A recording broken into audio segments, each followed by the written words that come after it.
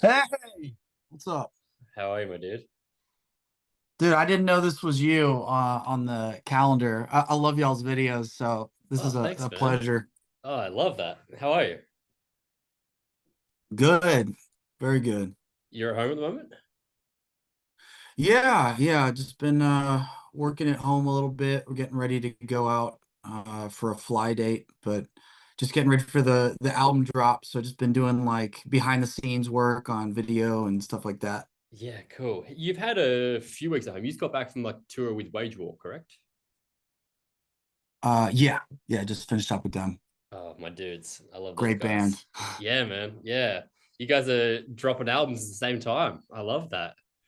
Both putting new I think new they're joy beating into the us world. by a few days, those bastards. Yeah, They're stealing our thunder. I know. Jerks. Absolute jerks. But I got to see some of the footage of that too. It looked like a hell of a time, man. Every bit of footage I've seen of you, you look like a charismatic frontman, which to say the least, it looks like you got some serious energy going on up there.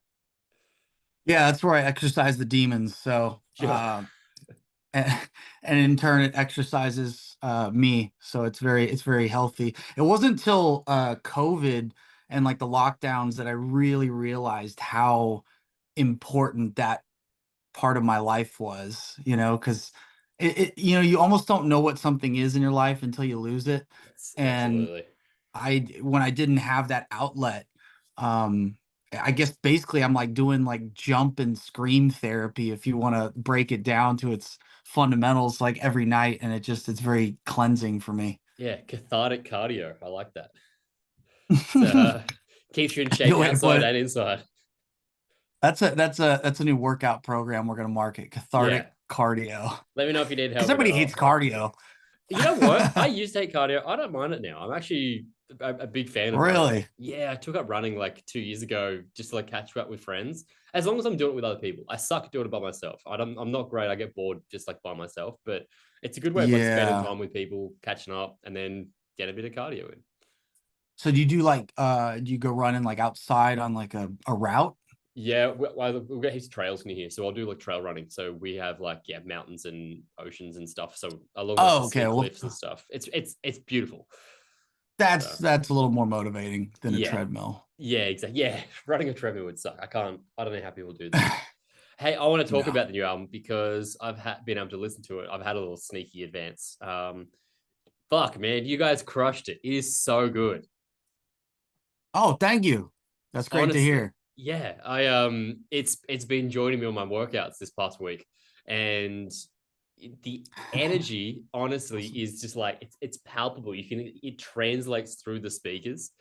I don't know if I've ever heard a band that does it in the way that you guys do.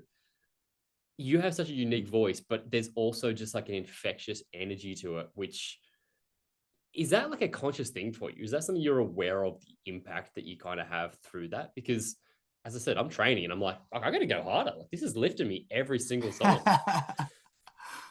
Oh, I love hearing that. So that's really awesome. I would say there's definitely a conscious side and an unconscious side. And what I mean is, for example, in the past when we had written a song like "Don't Stop," um, there was a very conscious side when we were writing that song that I was putting myself in the gym mentally. Like I was Sure. imagining when we were working on demos and versions of that song, I would literally listen to what we'd worked on while I was working out and kind of field test it. You know what I mean? And I Yeah, was hell like, yeah. and I get ideas because I'm like, oh, I want to pump up here and I want to hit this lyric right here like this. So that there are conscious moments that happen when we're creating like that, but then how someone else experiences it is so removed from me. Like a lot of times people will be like, "Oh, that sounds very nothing more," or that sounds like your voice. And I don't hear what they're talking about. Like Yeah, when people point interesting. that stuff out, I'm really like, I wish I could hear what we sound like in their head to them. But Yeah. I just can't, you know? Yeah. The it's always interesting having that perspective of being like you've got your own like self visualization of what you are and what you sound like and what you do. But it's up to everyone else's interpretations. That is an interesting perspective. But at the same time. If you're Yeah. writing stuff that like makes you excited, you know that's going to translate to someone else somewhere. Yeah, that's true. Yeah, if it I definitely, after this many years of doing it, you can really tell the difference between like your own physiological response to a sound or a song versus hopes and dreams about the song. Like a lot of times people Yeah. will fall in love with the idea of a song, but they don't listen to it in an unbiased state of mind, like a blank slate, and feel like, did my hair go up on my arms or the Yeah. back of my neck? Or did I get that lifting feeling in my stomach? Like getting really sensitive to that to me is like the art of it as you Yeah. craft it over time. And so we always try to put it through that kind of a test. That's cool. When we checked out Angel Song, the last single you guys dropped, I had just damaged my back, and I was like literally 20 minutes before we recorded, and I was frozen in spot. I couldn't move, and man, Oh that hit so shit. hard because I couldn't have the physiological, like I couldn't like bounce and rock out to it because that has a groove to it. So I had that. I was like, it was like really tingling because I'm like, man, I really want to move to this, but I physically can't right now. So I got that. I was forced into that state. Dude, I can empathize with that because before our tour with Wage War, I woke up and it's so stupid. It's like whenever you do an injury, it's like I do jujitsu and I'm boxing and jumping all over the stage and I'm lifting all kinds of stuff when I'm home, like outside and doing dangerous things. And I Yeah. never get injured from that stuff. It's always something stupid. And like I literally just woke up and like turned my back a certain way and you just heard this loud crack. And my girlfriend was next to me and she was like, "What was that?" I was like, "It was my back." And then I literally, what you're talking about, my whole abdomen seized up and I could not move my torso like at all for hours. And I was crawling to the couch and Yeah. I I I kind of panicked for a little bit because I was like, I don't know how I'm gonna do this tour. It's like in a few days. There's no way I can, and I had a rib dislocate on tour and we got through it for 2 shows, but it was miserable. Like I had to Yeah, sing man. sitting down and had to wrap my torso and drink whiskey and painkillers and, Oh do god. all the Yeah. I was going all the way, man, just trying to get through it. But this time I called my dad because I was like, you know what? He's dealt with this. I remember growing up and him cursing a lot, dealing with this thing. I guess he didn't really curse that much. He'd be like, "Gosh darn it," and Yeah. stuff like that. But Dag nammit. uh, the dad stuff. But he was like, "Man, you just gotta ice it and then just consciously relax the muscle because your body's trying to protect you from itself, Yeah. from re-injuring it." And so I did that, and sure enough, after 2 days, I went back to normal. But it scared the shit out of me. Do you know what it actually was? Like, had you had that before? I have like a mid back kind of injury. Like it's always the pain is always Yeah. there. I just Yeah. live with it kind of a thing. Yeah. We're But old I and injured. noticed, yeah, there's certain once you cross like your late 20s, and you get into your 30s, for people out there who are there, you know what I'm talking about. Like once you injure something, it's like, okay, well, I guess that's just like that now Yeah. forever. You always hear that. I always heard people who like in their mid 30s being like, oh man, wait till you hit 30, it's all downhill. And I was like, you're kidding. And I got to 30 and was feeling okay. And Right. then 32 came around and everything fell apart. I just like started getting injuries and I'm like, well, I guess this is just my life now. I'm constantly hurting. Yeah, you don't really fix it, you just live with it. Yeah, you learn And how to adapt. I have noticed one thing, and since you're into like, fitness, everything, I thought this was very interesting when I first started deadlifting, because that wasn't like a part of my routine, growing up or anything. I was in Yeah. sports and stuff, but when I started doing really controlled deadlifts, um, it actually fixed a lot of my back pain because Interesting. the muscles that run up and down the Yeah, the sides of the erectors. spine, they just strengthened or tightened, and so my spine was like it got sandwiched between them, Yeah, right. and it just I don't know what it was, but it just like took a lot of my pains away. And then when I would stop those in my routine, I would notice the pains would come back and the weird little cracks and stuff. Yeah. So yeah. Man, lifting. There is so much science that comes about that shows like the secret to like healthy longevity is lifting heavy weights. It's not just for like getting big and bulky. It's also just like it's good for the body. It like makes you a stronger, fitter human. So I get that. Yeah, I was just talking to this other outlet called Gym Rock. It's this chick who does like she interviews people in the rock and metal world, and she Cool. is with a focus on fitness. And in that conversation, I was talking about something I had learned about bone density, which I thought was really interesting because, like you're saying, with when you lift heavy things, like whether it's weights or just like you got farmer strength and you're just doing a lot of Yeah. manual labor, your bones actually densify. I don't know if is that a word? Yeah, they become Densify? Is more that a word? dense. Yeah. Yeah. And this guy was talking about it, and he was like, people underestimate like the downstream effects of that because Yeah. as you get older, your ability to put weight on your bones and the muscle attached to the bone like has a downstream effect to your mobility. And then as Yeah. soon as you lose mobility, it's like every other health problem like accelerates because you're no longer moving, and also your autonomy in life like starts going away rapidly because you can't move yourself, and it's anyway, I'm It's such a preaching to the hard thing choir here, though. I'm No, sure. yeah, I get it. But it's such a hard thing because like when you're like young and healthy, you're not really thinking about the long-term effects of like, what am I gonna be like when I'm 60, 70? You're like, well, I'm fine now and I'll just deal with it later on. But I was talking to my dad Yeah, recently about it. He was saying that he has been working on his balance because that was something that he was reading. It's like people over 60, one of the biggest health markers is can you stand on 1 foot for 30 seconds? He's like, if you can't do that, you're in trouble because when you like, it's a lot easier to tip over as you get older. You can't balance and hold that up. I was like, well, that's such an yeah. interesting thing that things that we take for granted when we're young become like proper life concerning issues later on.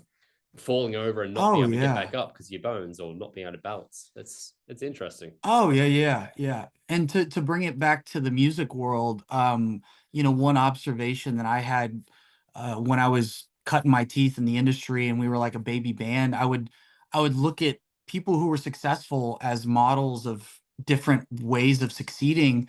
And you have Mick Jagger on one side of the spectrum, and you have like Axl Rose for a little bit in time, or Vince Neil. And I'm not throwing shade.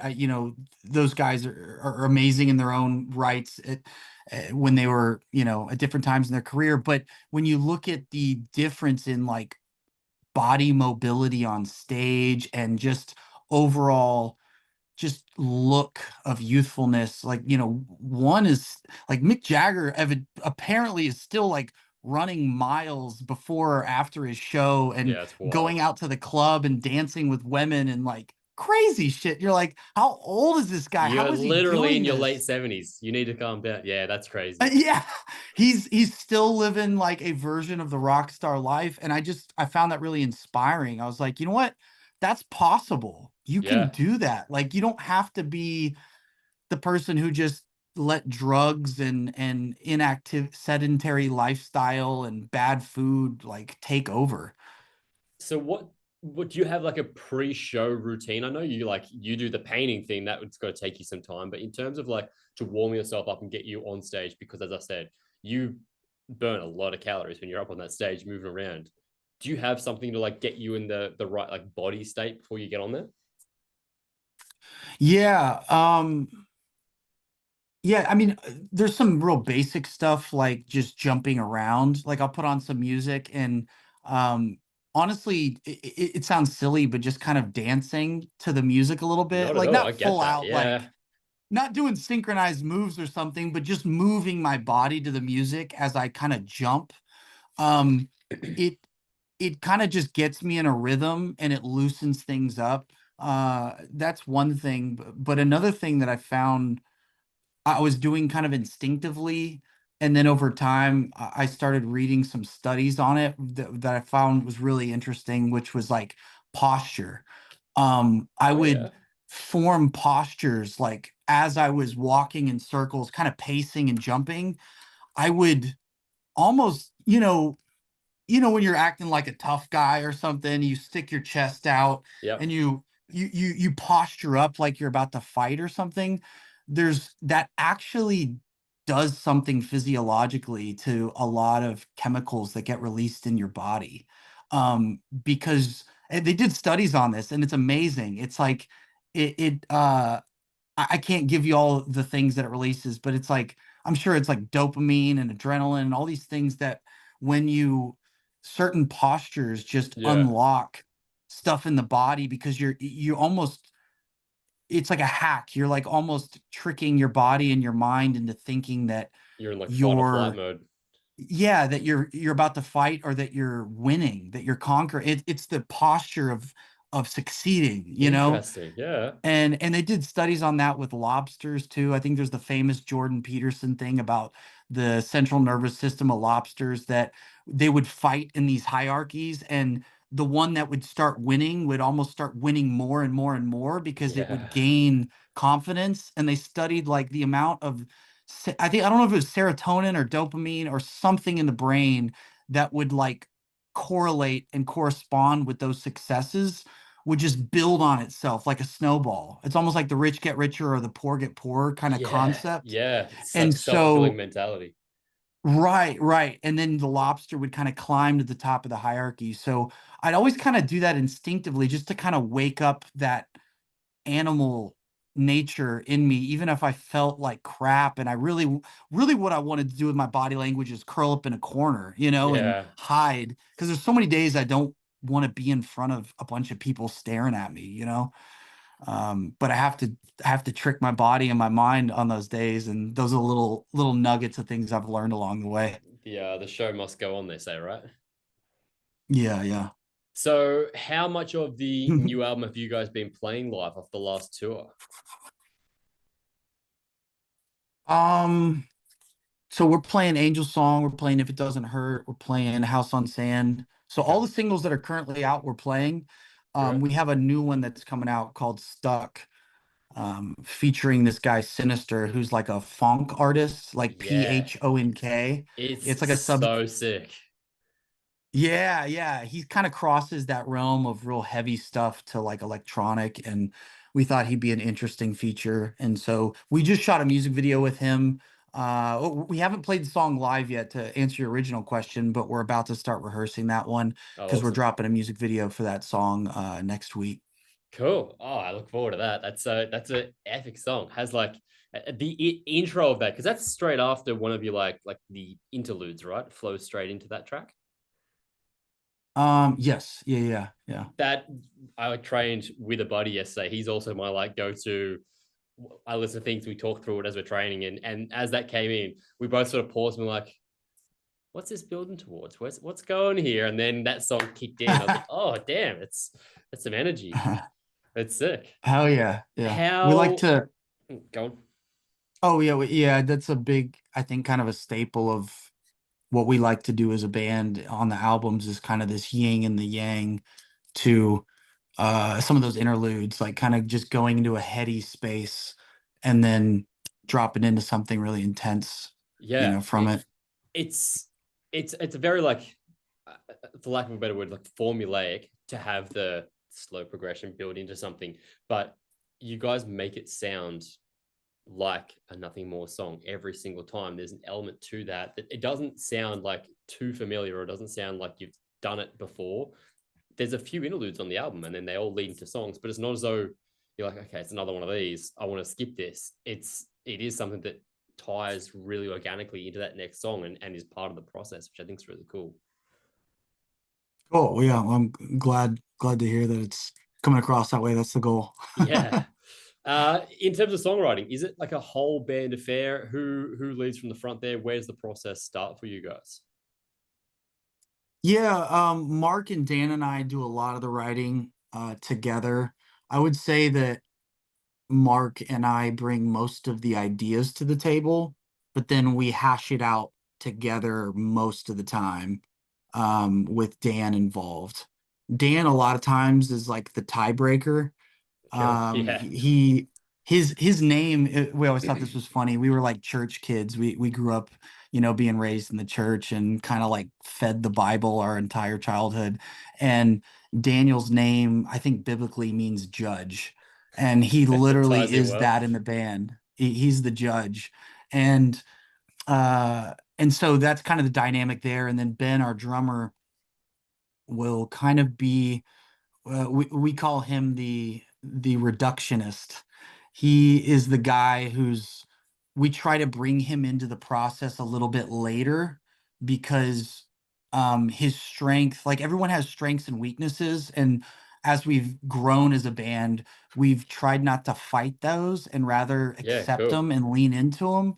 And his strength is almost this like Superman autistic power of like focus and discrimination. And I don't mean that in a negative sense. I No, mean he, like he he knows what the really song needs, and he discriminates like so many ideas where um he's very negative, but there's a time where you need that. You need like a hack man who's like, cut that away. I don't like this idea. I don't like. Whereas if you bring a person like that in too early in the process, it's almost like he's killing the baby. You yeah, got to let the baby 100%. grow a little bit. No, I get that. I think sometimes, particularly when you've got everyone's being creative and building towards it, everyone's in that same mindset of building it up and up and up. Sometimes, like simplicity is key. You need to kind of have it cut back and go, well, this is the fundamental bit that we need to focus on. That was great, but maybe we just need to stick here. I do get that. That's cool that you've got as you said, you guys aren't a new band. You've got your formula down. You know what works for you by now. But that is cool to know that you've all got your strengths to work on there to contribute in that space. Yeah, yeah, and I think we learned from a very early time when we were about a five-member band back when I was on drums, and we went through five or so singers over the years, and it was just so much harder to write with five people. Sure. There was like too many cooks in the kitchen. There was like we'd finally get vibing on an idea, and then one person or two people would just kind of be against it or be kind of pouty about it, you know? And so it was just like when it finally weeded down to Daniel and Mark and I, it just started flowing because two would always outvote one. And it wasn't like an act of Congress to write a song anymore. Yeah. you know so it's kind of funny how dynamics between people is very important. I came into you guys after you'd made the transition to frontman. So I didn't know about you prior to that. But I do want to talk about that transition for you because it's very clear that that was the right move. Like the level of success you guys have attained since then is just like very apparent. How do you feel about that going from the back of the stage to the front of the stage into the spotlight there? Has that something that you've ever had any like issues with or qualms with, or was that something that when it happened you're like, oh, this is the right thing, like this was meant to be? Yeah, I had a lot of issues along the way. That was not a smooth transition. It was kind of um a force of will at the time. And it was also born out of necessity because we had so many singers over the years that it just each one, like there's some we're still friends with to this day that are great people. But there was just always something that didn't quite align in one of the areas. Sure. And so we would kind of go back to the drawing board after a year or two and start with a new singer. And after about five or so singers, um, it was kind of like, okay, we got to get this figured out, or we got to choose a different career path. This isn't going to work the way we Yeah. want it to work if we don't have a singer that's working. So I had like a horrible stage fright from an experience I had as a kid where my mom forced me into acting lessons, and I loved it for a long time, but she took me to some audition for a commercial when I was like 7 years old or something like that. And it just freaked me out because I was like in a dark room where all the lights were on me and there was just Yeah. adults Okay. around me like yelling Yeah, that's directions, intimidating. and I just froze up. And ever since then, I had this weird, like crazy anxiety attacks if I had to just speak in front of the class in school or something. It was just like my heart would race and I would get sweaty and I wouldn't sleep the whole night before. So it was like this huge barrier in my mind. I had all this fear built up around it. And on top of that, I tried out for the choir when I was young, and I was like one of two kids at this small school that didn't make it into the choir. And so it was just like this idea in my head of being a singer seemed like a horrible idea. Sure. Um, and so, but we got to this point where I was like, you know what? I don't want to go to my grave wondering if I could have made it in the music industry had I just gotten over my fear and tried and not always left my fate in someone else's hands. Because that's what it Yeah. felt like with different singers. And so I said, you know what? Maybe I can learn singing like I learned the drums. So I'm going to give myself 2 years. I'm going to try it. If I'm not any better in 2 years, then I'll hang it up, you know? And so those 2 years were very uncomfortable, very awkward. I would have to take multiple shots of liquor before I get on stage because of just the The so much, anxieties. Yeah. mental. Yeah. So yeah, it wasn't smooth, but I knew deep down though that I really wanted it. Did you know that you had the ability? Because like you have one of my favorite voices. It's such a unique, powerful, incredible sound that you have. Is that something like I know you said you worked on it for 2 years, but surely your sound didn't change that much during that time. You must have had some foundation behind it. Well, thanks. It's so funny to hear that now, because it it was not good at the time. There was moments where I would hit like a high note or a loud note Yeah. where I would resonate. And I would be like in the shower and I'd be like, I think that sounded good, but Yeah. I'm like too afraid to do it in front of anyone. Yeah, sure. And so I'd record myself and then I'd just be so cringed and weirded out by my own voice. Like sometimes I just hate hearing my own voice. Now not so I much, was gonna but at the say, if you hate your time. voice now, I'm angry at you. It's So yeah, no, it did take a lot of work and crafting and self-reflection to just really dial in to the natural things that I would do, but I had to discover them. sure. I wasn't one of those kids that was born uh, and at a young age just came out of the womb singing, and adults were like validating them because I had friends like that growing up that they were like 5 years old or 7 years old or 10 years old, and their parents were like, "Show them the song that you sang," and they just start singing, and Yeah. they sounded amazing. I just wasn't that kid. So it did take time and it took work. But it was like one of those experiences in life that was so cool now to look back on, is that as uncomfortable as it was, because it taught me about life that, yeah, there is like a little bit of natural talent and things that you kind of have to lean into or to discover, but a lot of it's just like your mentality and your ability to give yourself time to develop and grow. And so it made me just think about life in general differently. Like I don't feel like a victim. Like even when things Sure. happen to me, like there's ways to change your life, and there's ways to adapt and grow and work with things. And so yeah, it taught me a lot. It is really that's probably a really nice message for people to hear as well, because as I said, like one of the things that you guys are known for is your voice. It is a standout thing that makes nothing more unique. But to hear that that wasn't the case always, and that that wasn't something that you felt comfortable with and you kept working at to build that, I think that's very like inspiring for a lot of people to hear that if you work hard at something, you truly believe in it, you like can manifest that greatness within yourself. I think that's really cool. Yeah, yeah, absolutely. Now, talk to me. I want to know about the songs that people haven't heard on the album yet. We won't release this until the album's out, so we can talk openly about it. But the hard question: I want to know your personal favorite song on the album, and then you have to cut one song. What song is it? ah, the personal favorite I think changes Yeah, every few weeks. I'm gonna go with "Run for Your Life."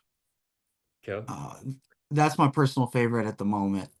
Why? It's just a It's one of those songs that uh it gives me a similar feeling as to when I listen to like Northlane. Speaking of Australia, Yeah. a great Australian band, Yeah, they're the best. and it just puts me in that vibe where I feel imaginative and dreamy, but also gives me the heavy stuff that I like. Yeah, sure. It's like I love both of those worlds, and it gives me the best of both of those worlds. So it's a real enjoyable listen for me.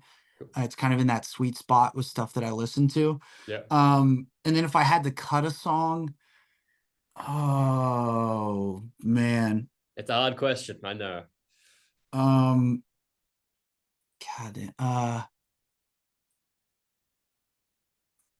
man, I don't know. Maybe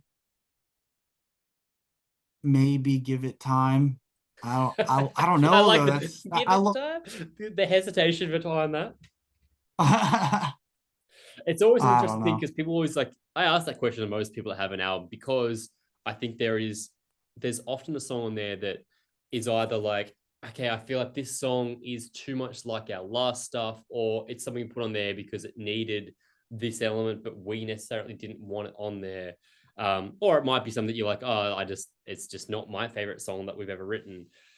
But yeah, it's a hard question, but I always enjoy I'm hearing people's response to that. Yeah, yeah. I think on the last album it might have been easier for me to say that. This album I feel I love every song, and it's like when I just hit play from start to finish, I feel really satisfied because we had a few other songs that were going to be on it, and Okay. I think we cut or saved some of them either for the next album or for the deluxe Yeah. release. So it even got whittled down. So it really is like our favorite of everything we worked on. What you just said there of like you press play and just listen start to finish, like that's how I've done it for this week. I've just listened to it on repeat, and it's Awesome. been a very easy, like it gets back to the start. I'm like, oh fuck, it's we're back to the start again. Like that just flowed so seamlessly, and I enjoyed the whole process. And there's really great kind of like ebbs and flows in it of, I don't know, it takes you on a journey from start to finish, and there are highs and lows and heavy moments, and a bit more like soaring open bits. It is a very easy listen to, but in the same way of like, I'm also enjoying it the whole way through. It's not just like, oh, it's on the background and not paying attention because it grabs you. It grabs you by the balls like so often. It's sick. Uh, Awesome. Great to hear David that. Draymond. That's a voice. That you two together, like when we first saw it, I was like, holy fuck, that's what a pairing. How did that come about? Yeah, man, we're super humbled and honored to have him on. He's a legend in the genre and just a great guy. And so we toured with Disturbed in the past, Yeah. so we knew all those guys, but we um last summer we played a show in Switzerland with Disturbed and I Prevail, and it was like the perfect show and the perfect night because we had a lot of time afterwards to hang backstage, and Cool. there was like a real cool area to hang. So we really just got to throw back some drinks and shoot the shit and hang out, which doesn't always happen on the road because you're Yeah. oftentimes everyone's in their own bus. You have to get to the next place. And so when we got back after that tour, we just had Eric from I Prevail and David from Disturbed fresh on our minds. So we're like, hey, we should reach out to them, get them on a song. And so Yeah. initially, we were pitching the song Stuck to David. Okay. But then as we got closer to recording it, we were like, maybe we should do Angel Song because David does plenty of the kind of the more metal thing with Disturbed. Let's maybe go for like a bigger radio song. And in the US, he's like a darling at radio. They love him. So Okay. we went for a little bit more of the broader, more mainstream song that he could do something a little different than his usual Yeah. kind of the metal leaning stuff. We went a little more rock leaning. I think it was such a good choice. Like the catchiness in those riffs in that song and the way that your voices work together to add a different element but still keep this really catchy, infectious, fun groove. As I said, it was really hard to not dance to the first time I heard it. So yeah, I think that was a really good choice for him. Yeah, man, we were really happy with it. He it fit his voice very well, and yeah, happy to have him on it. Now you've toured with some pretty big bands, but are there any like bucket list artists you would like to tour with currently? Um, so we've already toured with Disturbed, but I'm really hoping we get to do one coming up here just Cool. because that'd be fun to have him singing with us. Yeah, that would be great. Um, but I think I Prevail would be fun to tour with. Speaking of features, just because we really hit it off with them and they're Yeah. great live Yeah, and they're lovely they've dudes been too. putting out some really awesome stuff the last two albums.